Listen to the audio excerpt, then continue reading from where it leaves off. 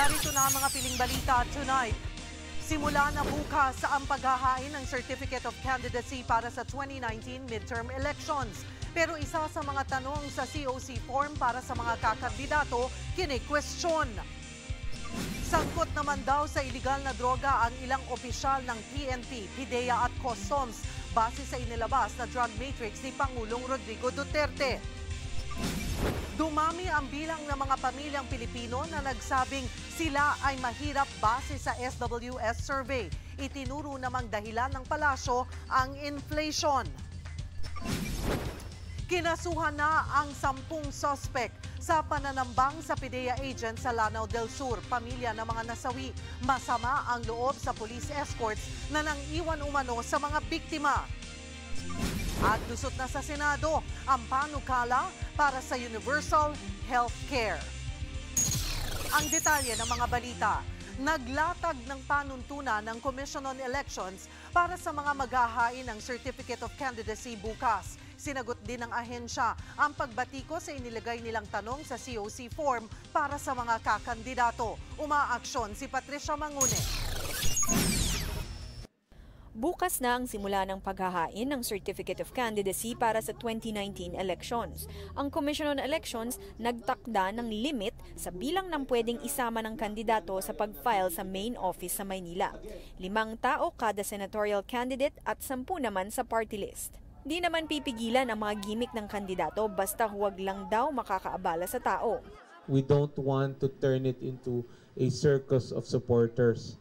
Pwede naman daw ma-download mula sa COMELEC website ang mga COC. Pero si dating COMELEC Chairman Sixto Brillantes nagbabala kaugnay ng isang bagong tanong sa COC form. Sa question number 22, tinatanong ang kandidato kung nagkaroon siya ng kaso na pinatawan ng perpetual disqualification from holding public office at kung naging final and executory ang hatol na ito. Giit ni Brillantes, hindi na dapat ito itinatanong. Because there's a constitutional qualification for all candidates for senator and congressman. And these are the only basic requirements necessary. Now, if you impose additional qualification or disqualification, baka it might go against the Constitution. May mga panuntunan naman daw ang COMELEC pagdating sa grounds for disqualification ng isang kandidato. Pero dahil wala na raw magagawa at naimprenta na ang mga COC form, payo ni Brillantes, sagutin na lang ng no o hindi ang nasabing tanong. So sinuggest ko, if you are a candidate, don't answer yes. Because if you answer yes, you're already admitting or you are disqualifying yourself. Paliwanag naman ng COMELEC, ang pagsagot ng yes ay hindi rin nangangahulugang disqualified agad ang kandidato. Maaari raw kasing nadesisyonan na ang kanyang kaso pero binaligtad din kalaunan. Kaya inilagay daw ang tanong na ito para magkaroon ng transparency. So the candidate is protected. He's not going to be tricked into admitting something he shouldn't admit. The thing is, of course, you want the candidates to be truthful. Diba? And this creates that particular framework where the candidate has no choice but to be truthful. Umaaksyon. Patricia Mangune, News 5. Hindi kasama sa tiket ng partidong PDP laban ni Pangulong Rodrigo Duterte si Mocha Uson. Ayon kay Uson, tatakbo siya bilang independent candidate sa darating na halalan. Sa ngayon, hindi pa siya nakakapagdesisyon kung sa Senado o Kamara siya tatakbo. Pero isa raw sa mga magiging plataforma niya ang pagtulong sa mga OFW. May mga batas tayo sa pagpapalabas ng mga OFW. Pero pagbalik po nila dito, wala tayong batas na nangangalaga sa kanila at wala tayong batas na po proteksyon sa kanila at kanilang mga pamilya when in fact sila po ay may pinakamalaking contribution sa ating ekonomiya. Tatakbo rin bilang independent candidate ang election lawyer na si Romulo Macalintal. Karapatan naman ng mga senior citizen ang nais niyang isulong. Pero di raw niya kakalimutan ang mga reforma sa election law sa bansa. Nanumpa naman sa Nationalist People's Coalition o NPC si re-electionist Senator J.D. Ejercito. Ayon sa senador, nagpaalam siya sa kanyang amang si Mayor Erap bago sa kanilang partidong Puwersa ng Masang Pilipino. Nakiramay si Pangulong Rodrigo Duterte sa pamilya ng 5 PIDEA agents na nasawi sa pananambang sa Lanao del Sur. Ginawaran din ng Pangulo ng Order of Lapu-Lapu ang mga biktima. Ang ilan naman sa mga naulila, masama raw ang loob sa mga police escort na umano'y nang iwan sa mga biktima bago ang pananambang. Hindi raw sila naniniwala sa paliwanag ng mga pulis na hindi nila nabalikan ang mga biktima dahil short firearms lamang ang kanilang dala. Meron talaga something wrong talaga. Sa PNP, sa buwatan with the other officials, that particular team na hindi sila mababribe ng pera. Nakausap ko ma'am kung sino, malayo talaga. Ang convoy. Kinumpirma naman ng PIDEA na 10 suspect sa ambush ang kinasuhan ng multiple murder at double frustrated murder. Konektado raw ang mga pinaghahanap pang suspect sa kilalang pamilya sa probinsya na sangkot umano sa illegal na droga. Posible raw na pagkamala na ang PIDEA agents na miyembro ng Police Drug Enforcement Unit ng PNP. Nakapatay kasi sila ang PNP ng isang drug personality that was last August 8. And and yung drug personality na yon, alias Malik, yun ang reason kung bakit naghihiganti lahat yung kamag-anak niya. All the while, they thought that PDEU and PDEA, which is PIDEA, is the same. Ilang matataas na opisyal ng PNP, PIDEA at Bureau of Customs ang kabilang sa drug matrix na inilabas ni Pangulong Duterte. Isa na rito si dating PIDEA Deputy Director General for Administration Ismael Fajardo na umano'y scorer at nagre-recycle ng nasasabat nilang iligal na droga. Kasama rin sa listahan si retired Police Senior Superintendent Eduardo Asierto at ang 5 pa niyang tauhan na sangkot daw sa maanumalyang pagbili ng ilang armas at sa kaso ng napatay na Korean national na si Ji Ik-ju. Sabit din si Customs Intel Officer Jimmy Guban na tumatanggap daw ng tira sa mga tulak ng iligal na droga. Isa sa ilalim sa investigasyon at lifestyle check ang mga nabanggit na opisyal. Patay ang isang barangay captain sa Cavite matapos barilin sa gitna ng dance competition. Ang isa sa motibo raw sa krimen ang pagtulong ni Cap sa kampanya kontra iligal na droga. Umaaksyon si Faith Del Mundo. Sa video makikita ang nagaganap na dance competition sa barangay Yakal sa Silang, Cavite. Pero maya-maya lang nakarinig na ng putukan ng baril at nagtakbuhan na palayo ang mga tao. Ang sumunod na eksena, duguan at bumagsak na ang kapitan ng barangay na si Naldi Secretario. Dedo na rival sa ospital ang punong barangay. Kumbaga kung malapitan, sir, saan po siyang parking? Parang kung titignan natin, parang 2 to 3 meters, parang ganun. 2 to 3 meters. Saan po siya tinutukan, sir? Dito siya, lumabas dito. 4 ang sugatan dahil sa stray bullet. Nakuha na ng CCTV ang pagdating at pag-alis sa mga suspect pero hindi nakilala ang mga ito dahil nakasombrero at walang plaka ang motor na gamit nila. Bukod sa gunman, may kasama siyang nakamotor na nagsilbing lookout at driver para makatakas. Isa sa tinitingnang anggulo ay ang pagiging aktibo ni Kapitan sa pagsugpo ng illegal na droga sa lugar. Pag may na-identify siyang drug personality doon sa lugar niya, sinasabi niya sa kapulisan natin. Parang ito yung kinagalit nung sinasabi nilang involved sa drugs. Ayon sa otoridad, dating may drug personality na sumusuporta sa kapitan noong tumatakbo siya sa eleksyon. Bumuo na ang PNP ng Special Investigation Team. Sa may impormasyon sa suspect, hiling nila ipagbigay alam agad ito sa otoridad. Umaaksyon, Faith Del Mundo, News 5. Nakapili na ng bagong Supreme Court Associate Justice si Pangulong Duterte. Si Court of Appeals Justice Ramon Hernando ang uupo sa nabakanting pwesto ni Ombudsman Samuel Martires. Bago maitalaga sa CA, nagsilbing presiding at executive justice siya sa isang regional trial court sa Laguna. Nakatakda siyang magsilbi sa SC ng 18 taon. Bumisita si outgoing Chief Justice Teresita de Castro sa burol ng nasawi na si Ozamis City Judge Edmundo Pintac. Sana raw ay maaksyonan na agad ng korte ang pagpaslang kay Judge Pintac. Humiling din si De Castro na higpitan pa ang seguridad ng mga hukom dahil sa kanilang trabaho. Para kasi sa ilang hukom, kulang ang security detail na kinukuha mula sa kanilang mga empleyado. Dahil dito, may panukala ang Philippine Judges Association na magkaroon ng Philippine Marshalling System sa bansa. Ayon naman kay Court Administrator Maidas Marquez, higit 30 hukom na ang nasawi sa loob lamang ng 10 taon. Pag-usapan natin sa aming pagbabalik, dumami ang pamilyang Pilipino na nagsabing mahirap sila ayon sa SWS survey. Ilan pa sa kanilang mga newly poor o ngayon lang daw naghirap?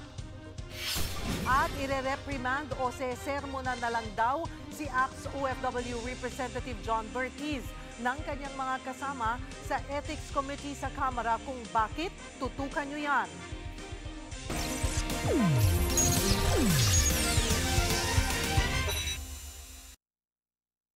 Ganito yan. Listen to me very carefully. Alam mo kung magsira ka, that's why I said kulang. You know, right after World War II, everything was in shambles. Manila City was the most devastated, reduced to rubble. So, ang America started to help after the war, but because of their guilt doon sa Hiroshima pati Nagasaki, they had this Marshall Plan. And they extended that to dito sa East, sa Japan. Tayo, tingi-tingi, but what really happened was also yung Reparations Commission. That was the office that handled yung reparations, yung bayad ng damage ng Japan sa atin. And it was there for a long time. I think it was Balao who headed it at the senatorial stint. Ako naman hindi ako ito lang ang simple. While they were rebuilding yung ibang nations, tayo rin. Pero in the process, sabi nila na number 1 tayo, na second to Japan, then third, fourth, fifth. Do you know why? Bakit naunahan tayo ng Indonesia, Malaysia, Brunei? Because God gave them oil which was denied us. Kaya kita mo pag sabi price increase, kinabukasan ang pandesal susunod yan. Pag sinabing price increase sa oil, it's now 154 or 156 per barrel. Tataas lahat yan. Ang Indonesia may reserve. Malaysia may reserve. Brunei is awash. Tayo wala. So every time magbili tayo ng gasolina, you use our savings. Ang gross domestic product is simply income yan ng isang bayan. Pag magtaas yung gasolina, wala tayong buffer. Sila kung magtaas, if they import, dagdagan lang nila na yung production, may kita sila. Now, let me remind you that the seat the chair that you are sitting there, and the mic that you're using talking to me, and the floor that you step in, plus the lights and all of these things, plus the flag, is oil.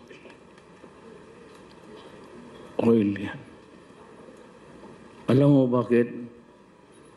They are manufactured, crafted, configured in factories. Ang mga kotse ganon rin. Pati ang hinahawakan ninyo na laptop. It's the machine that drives. Ipinapanukala ngayon sa Kamara ang dagdag na sahod para sa mga manggagawa ng BPO industry o yung nasa call centers. sa deliberasyon ng House Committee on Labor and Employment sa House Bill 2225, nakasaad dito na itataas sa 25% ang night shift premium pay sa BPO firms. Sa kasalukuyan, 10% ang hourly rate ng graveyard shift na ibinibigay sa mga empleyado. Kasama rin sa napag-usapan ang epekto sa kalusugan ng mga empleyadong nagtatrabaho sa gabi. Bukod dyan, ang mga babaeng empleyado na tinatanggal sa trabaho dahil sa sila ay buntis. Pumapangalawa sa OFW remittance ang BPO industry na aabot sa $23 to $25 billion kada taon. While we're not saying that it's not good, we'd like to also deliberate po yung magiging impact ng ating country competitiveness for one.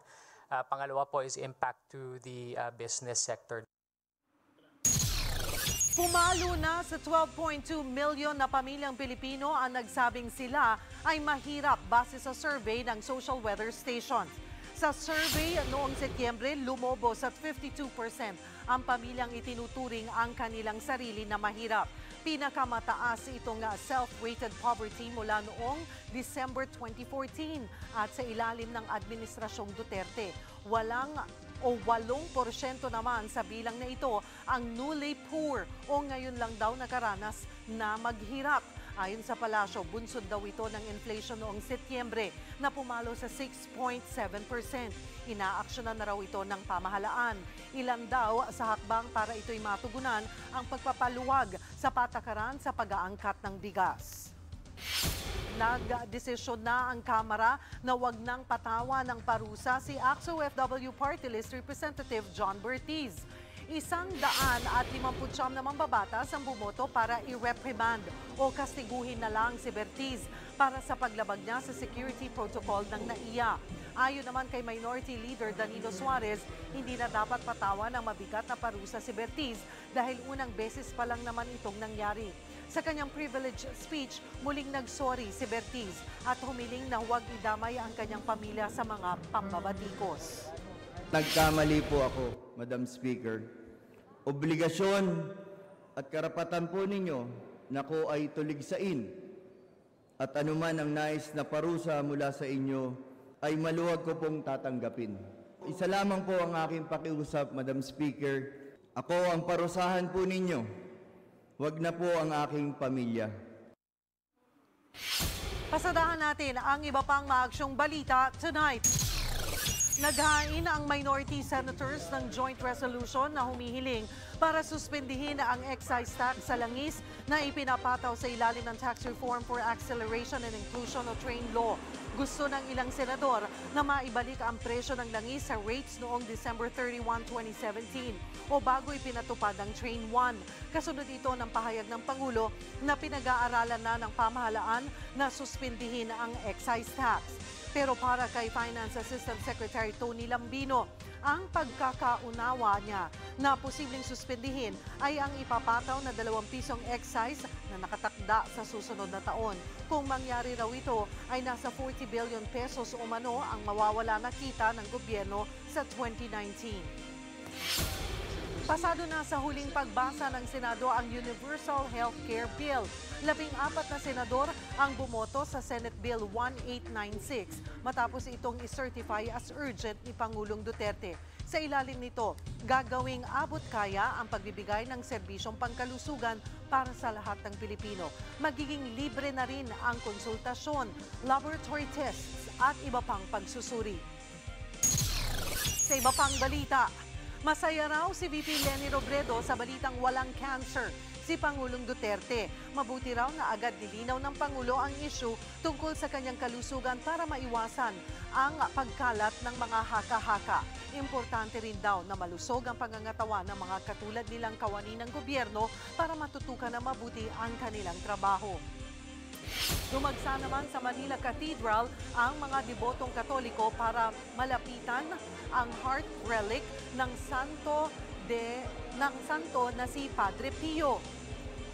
Incorrupt kung ituring ang puso ng santo dahil hindi raw ito nabulok nang siya ay pumanaw noong 1968. Nakatakdang dalhin sa Cebu at Davao ang relic bago ibalik sa Italia sa October 26.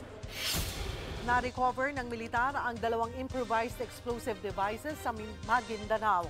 Nakuha ang umanong pampasabog sa barangay Makasampen, Gindulungan, Maguindanao, habang ang isa pa ay sa barangay Tamontaka, Datu Odin, Sinsuat sa Maguindanao. Kalapit nito ay ang lugar kung saan bumisita kaninang hapon ang Pangulo para makiramay sa napatay na PIDEA agent. Wala naman naiulat na nasaktan sa insidente. Arestado ang isang mag-ama sa Cavite matapos gawing family business ang pagbibenta ng iligal na droga. Mga nasabat sa kanilang droga galing pa raw ng Russia. Umaaksyon si Carlo Castillo. Mahal na Presidente, pasensya na po kung hindi na po kami uulit.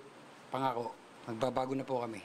Abot langit sa paghingi ng tawad kay Pangulong Duterte, ang 52 anyos na si June Norcio. Matapos itong mahuli sa isang bypass operation sa Nasugbu, Batangas. Aminado ang sospek na higit 1 dekada na siyang gumagamit at nagtutulak ng droga. Kaya pati ang bunsong anak ay naimpluwensyahan na rin niya sa iligal na gawain. Kasamang naaresto sa operasyon ng 18 anyos na si Jerry Boy Norcio. Sa mga nasira ko pong buhay, humingi po ako ng pasensya. Hindi ako ho talaga may kasalanan at hindi ho kasi kami marunong makontento sa kung ano pong meron kami. Nasa 15 grams o 3 bulto ng hinihinalang syabong na recover sa mag-ama na may street value na higit 100,000 pesos. Taga Alfonso sa Silang Cavite ang mga sospek, pero nagsusupply raw sila ng droga sa iba't ibang bayan sa Batangas. Isang Nigerian national daw ang nagdadala sa kanila ng droga na nanggagaling pa raw sa bansang Russia. Naging parang ano na po ito, family business kasi yun nga po yung naghuli natin dito sa Nasugbu. Mismong mag-ama ang naghatid ng shabu dito. Noong makalawa, nahuli na rin sa isang drug operation sa Dasmariñas, Cavite, ang panganay na anak ni Norcio na si Boy. Na-recover dito ang nasa 2.5 billion pesos na halaga ng droga. Umaaksyon, Carlo Castillo, News 5. Hindi na kailangang lumayo pa sa Metro Manila ang mga naghahanap po ng beach party experience at masarap na pagkain. Only food at drinks kasi ang bagong hatid ng pinakamalaking indoor pool club sa Southeast Asia tuwing linggo. Sa halagang 3,000 pesos, pwede ka nang mag-sunset viewing kasama ang mga kaibigan at pamilya sa The Cove sa Pasay City. May mga server, DJs, dancers at one to sawang langoy sa napakalaki nilang swimming pool. Ayon kay Cove Manila Director Moto Heathcliff, parte ang What's Good Sundays na tema sa pagpapalawig ng Cove Manila sa party experience, lalo na sa mga gustong chill lang at summer vibes kahit bare months na. And Vice President contacted me one week that I'm the Malaysia manager right from listen, we open the biggest place in Asia. Para sa karagdagang pang mga balita, tumutok lamang po sa news5.com.ph at Facebook page ng News 5 at Aksyon Tonight. Ako po si Cheryl Posig. Saan man, kailanman kapatid, higit sa balita, aksyon.